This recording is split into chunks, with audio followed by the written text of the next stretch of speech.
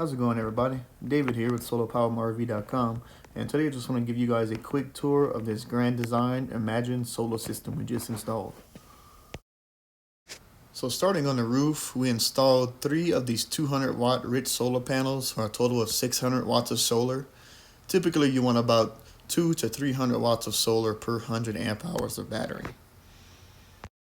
For this installation, we put the batteries and the inverter under the bed. And then we also have the monitors here by the other monitor panel that comes with the RV. So moving back here, I'll show you where we installed the batteries and the inverter. So we installed 3 of these 100 amp hour rich solar batteries for a total of 300 amp hours. And then we also installed a 3000 watt multi-plus 2 inverter. Since this is a 50 amp RV, it needs the multi-plus 2. Now with a 3000 watt inverter, you're going to need at least 3 of these batteries for it to fully function.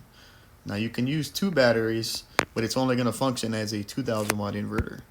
So typically with any 3000 watt inverter, I recommend a minimum of 300 amp hours of capacity.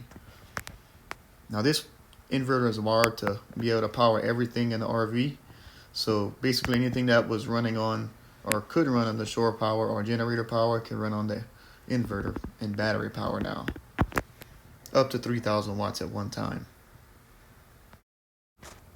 So we mounted the battery monitor and the inverter monitor here by the other monitor system. So this is your battery monitor, and if you press the plus and minus button on it, it'll tell you different information about your system, like your battery temperature, your battery voltage, how many amps are going in or out of the battery.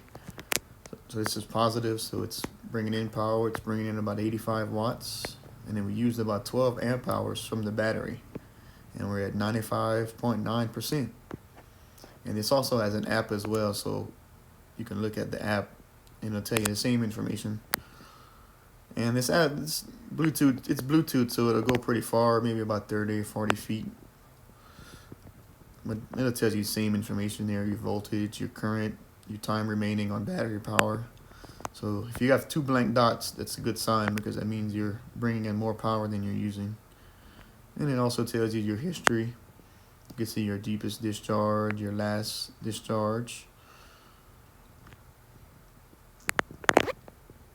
And then the other monitor we have here is the standard digital multi-control monitor for the inverter. Now this is the one of 2 options. This is the standard option, and there's also a touchscreen option. This one's about $150 versus the touchscreen's about $650. So this is how you're going to turn the inverter on and off, by using this switch here. And it's automatic inverter and charger, so when you unplug from shore power or your generator power, it's going to go straight to inverter mode automatically. And as soon as you plug in, the generator or campground is going to swap over and turn into a charger. And then you also set your current limit here, so you match whatever you're plugged into. So if you're at a 30 amp campground, you're going to set it to 30. So here we're just on a regular household outlet, so I got it set here to 15. Basically, you're just telling the inverter how much power you have to work with, and if you use more than the generator can provide, the batteries and solar will help pick up the rest. And then the solar controller itself has its own app, so you can tell just what the solar is doing minus the rest of the system. So you can see you got 146 watts or so coming in here. Tells you your battery information. It also tells you your history over time. This is good to be able to look at, because you can, it's kind of troubleshoot your system or see what's going on or how much you're using. Now all of the systems we install the inverters to power everything on the electrical panel. So basically anything that could run on the generator or the campground power can now run on battery power, up to 3000 watts at one time basically. So usually you can run about 1 major, sometimes 2 major appliances on the 3000 watt inverter. So we're going to go ahead and turn the air conditioner on here, and we're going to look and see how much power it's actually pulling. So with the air conditioner on, you can see power is about 1100. Let's see here, about 1100, 1200. So that's how much power one air conditioner is pulling. So you can probably run 2, maybe, depending on how hot it is. The hotter it is outside, the more power those air conditioners are going to pull. So right now it's not too hot, so That's about what we're pulling here. So it's pulling about 96 amps per hour. So you can run this AC about 3 hours on that battery bank we have here.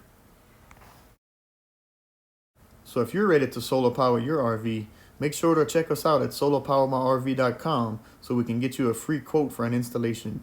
We're conveniently located right off of Interstate 25 in Denver, Colorado.